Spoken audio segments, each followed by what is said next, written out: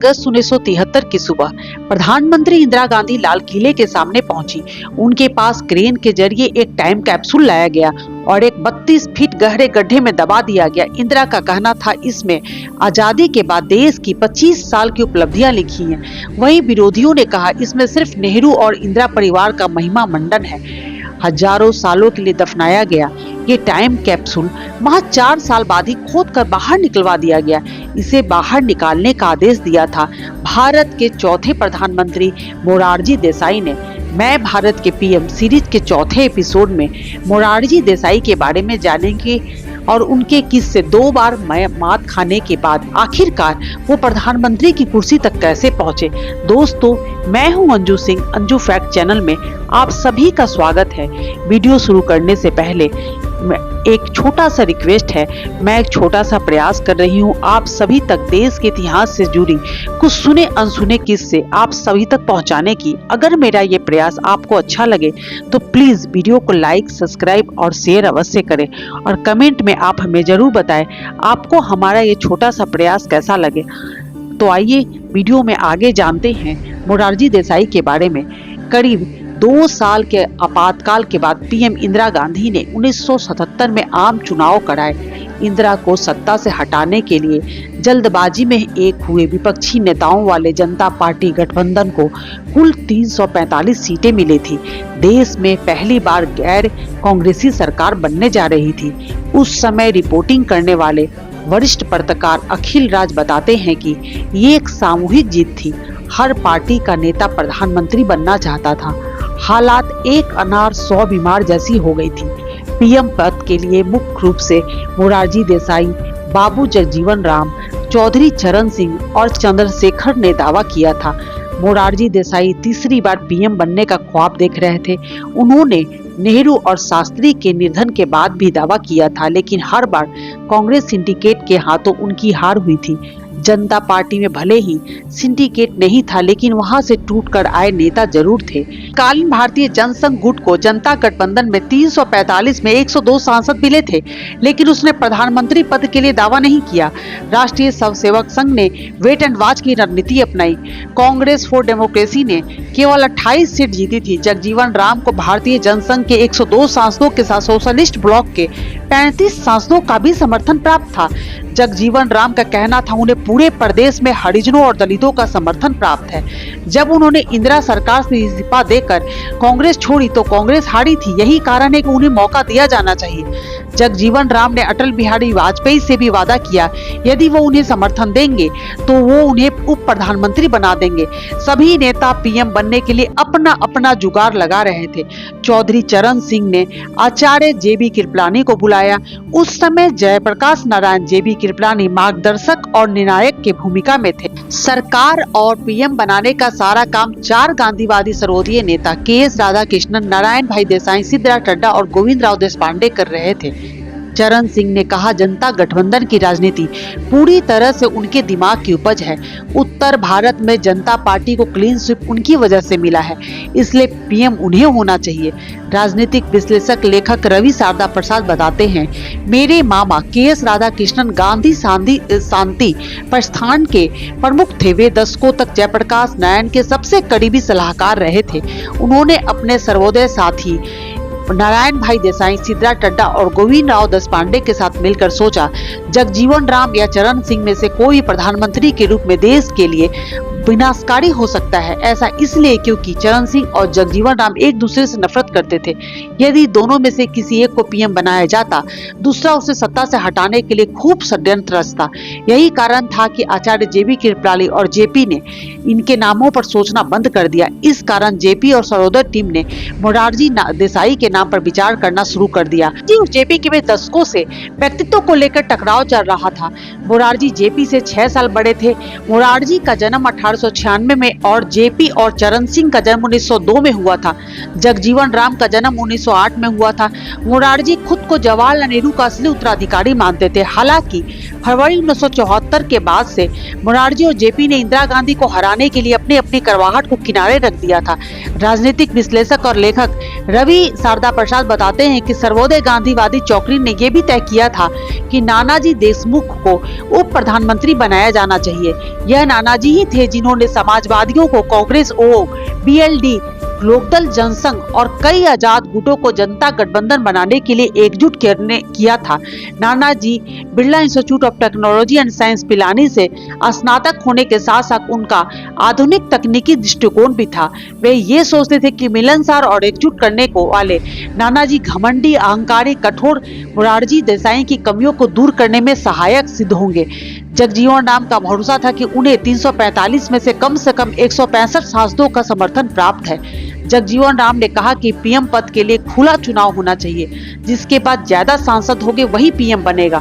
सर्वोदय गांधीवादियों की टीम ने जगजीवन राम को समझाया यदि पीएम के पद के लिए आंतरिक चुनाव हुआ तो जनता पार्टी गठबंधन में दरार आ जाएगी और ये टूट जाएगा। रवि शारदा प्रसाद बताते हैं समय समाप्त हो रहा था क्योंकि 24 मार्च 1977 तक नई सरकार का गठन होना था। 23 मार्च की शाम को मेरे मामा के.एस. राधाकृष्णन ने मीडिया को बताया कोई आंतरिक चुनाव नहीं होगा। आचार्य जेबी कृपलानी और जेपी ने नए प्रधानमंत्री और कैबिनेट का ऐलान करेंगे। सर्वोदय गांधीवादियों की टीम ने मोरारजी देसाई के पक्ष में सर्वसम्मति सुनिश्चित करने के लिए पूरी रात काम किया।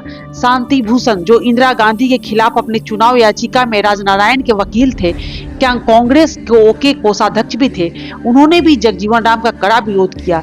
चौधरी चरण सिंह ने बयान दिया यदि जगजीवन राम को प्रधानमंत्री बनाया गया तो वह तुरंत जनता गठबंधन को छोड़ देंगे। इसके बाद भारतीय जनसंघ के लालकृष्ण आडवाणी से मुलाकात की गई। आडवाणी ने उन्हें बताया कि जनसंघ समूह जगजीवन राम का समर्थन केवल इसलिए कर रहा है क्योंकि उन्हें लगता है कि वो जेपी की पसंद है।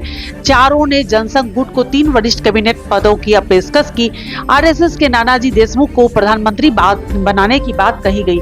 जगजीवन राम को इन घटनाक्रमों की जानकारी नहीं थी। वे जिन्हें अपना समर्थक मान रहे थे वे रातों रात मोरारजी देसाई के साथ खड़े हो गए। इस तरह से बाबू जगजीवन राम, चौधरी चरण सिंह और चंद्रशेखर को पछाड़ कर मोरारजी देसाई पीएम बने। गांधीवादी वसूलों के कारण अड़ियल कहे जाने वाले प्रधानमंत्री मोरारजी देसाई के कुछ सुने अनसुने किस्से।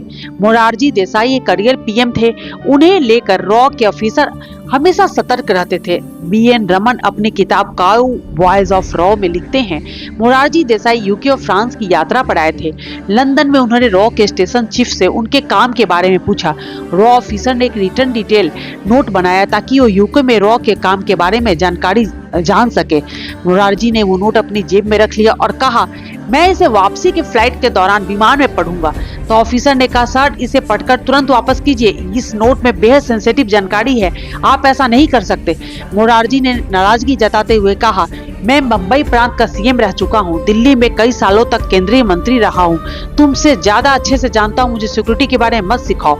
लेकिन ऑफिसर अड़ा रहा, उसे वो नोट वापस चाहिए था। आखिरकार आंखों से नाराजगी जताते हुए मोरारजी ने वो नोट वापस रॉ ऑफिसर को दे दिया। बी.एन. रमन लिखते हैं ऑफिसर ने मुझे फोन किया और बताया कैसे उनकी मुठभेड़ पीएम के साथ हुई। मैंने उस ऑफिसर से कहा अगली बार पीएम आए तो उन्हें लिखकर कुछ न दे, सब मौखिक ही बताए। मोरारजी देसाई से जुड़ा हुआ एक फेमस किस्सा है जब बीबीसी के वरिष्ठ पत्रकार रेहान फजल एक स्टोरी में लिखते हैं कि रॉ के जासूसों ने पता लगा लिया था कि पाकिस्तान कौटा में परमाणु प्लांट लगा चुका है। एक रॉ एजेंट को 1977 में पाकिस्तान के कौटा में परमाणु प्लांट का डिजाइन भी मिल गया था। वे उसे $10,000 में भारत को देना चाहता था। तब पीएम मोरारजी देसाई ने इस डिजाइन को खरीदने की पेशकश को ठुकरा दिया।